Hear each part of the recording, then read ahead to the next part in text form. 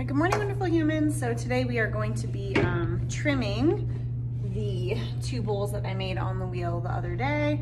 Again, I'm just gonna trim one regular and then do one time lapse just to give you the gist of everything. So remember, when trimming, you always wanna give yourself that little guideline so that you can put your piece as close to the center as possible.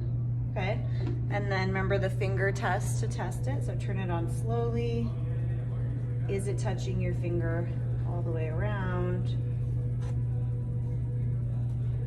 Does it look centered? Yes, mostly.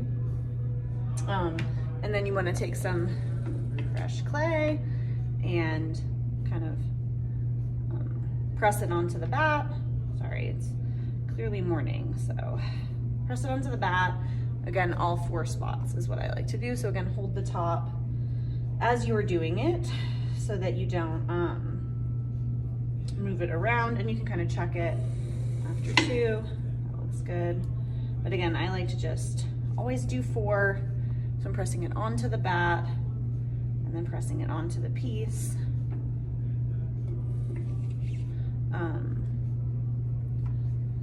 To secure it, right, as we are trimming.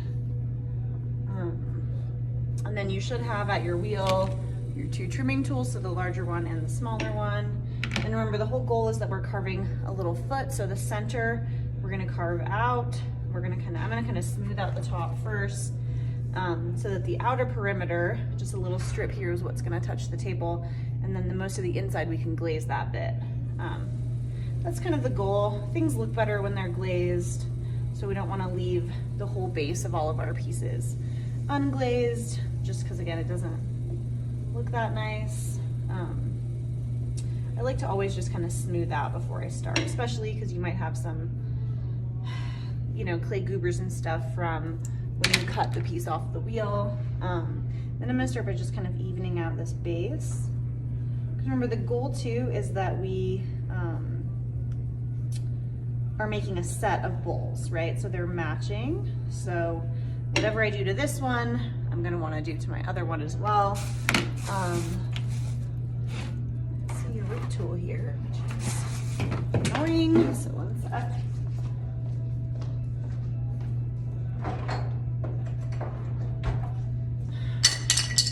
Okay.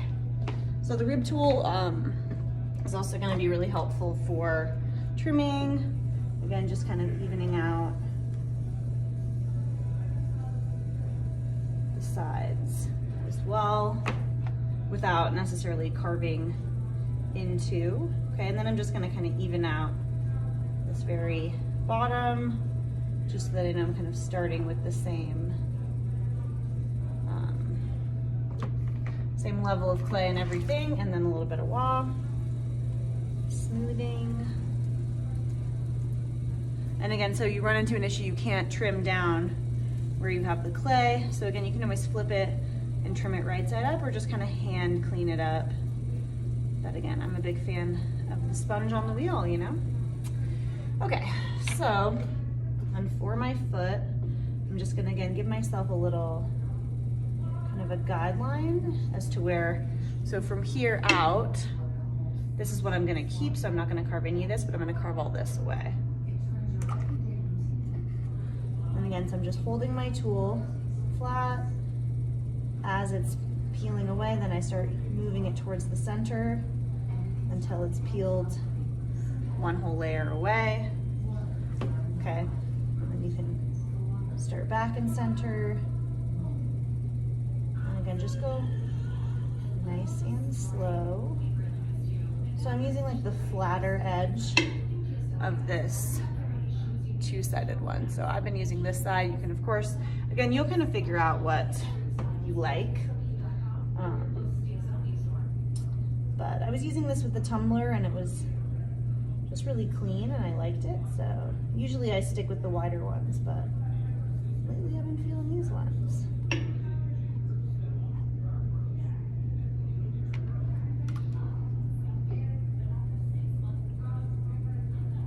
And again, you want to be really, really careful to not carve through your piece. So So always kind of testing it, double checking, because again, you've come this far.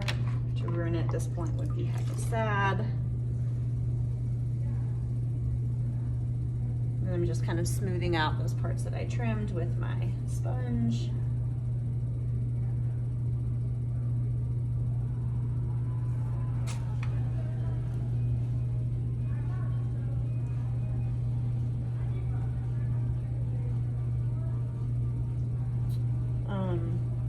So again, you can always trim more, but if you go too far, it's really annoying to put the clay back, right? You can always hand build it back, roll up a little coil into a spiral or something like that and smooth it in. But just be careful. And I'm gonna kind of go along the outside here. Just give myself another good edge for my actual foot. Kind of flatten out that foot.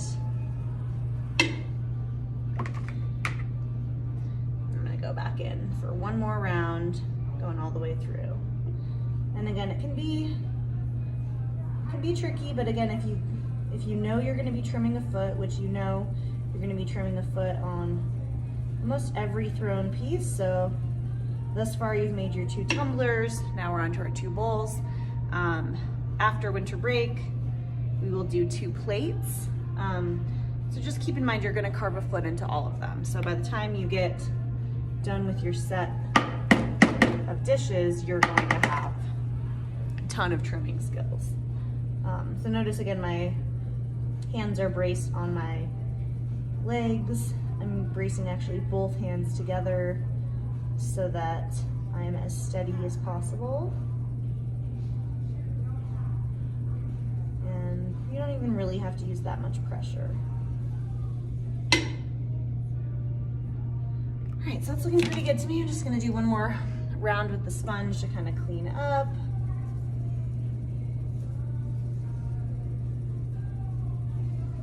Smooth out my side there because I did kind of cut into that side a little bit when I was trimming it. And then again, whatever I did here, I'm gonna try to do the exact same thing on my other one. I'll just do that though as a time lapse, because you know you already kind of know how to trim, so you don't need to see too many. And then remember to get your clay off. Again, you can use the rib. Works pretty well. I'm just gonna leave these exactly as is because I need them for my other one. And then again, if you have any like goobers where you attached your clay pieces, just kind of gently smooth them out. So my piece is leather hard. It's actually a little on the soft side because I kept it covered very well. But you can carve into your pieces when they're a little bit harder, but just be careful with them. Again, they've been on quite a journey thus far, so just try to not destroy your work. It's pretty much a good rule of thumb, right? Just try to not destroy what you work so hard on throughout the process of making it. If you can do that, you will be a great ceramicist, potter. Okay. And I'm just kind of smoothing out these goobers. And then I'm gonna leave this off to the side so I can kind of see it as I'm trimming my other one.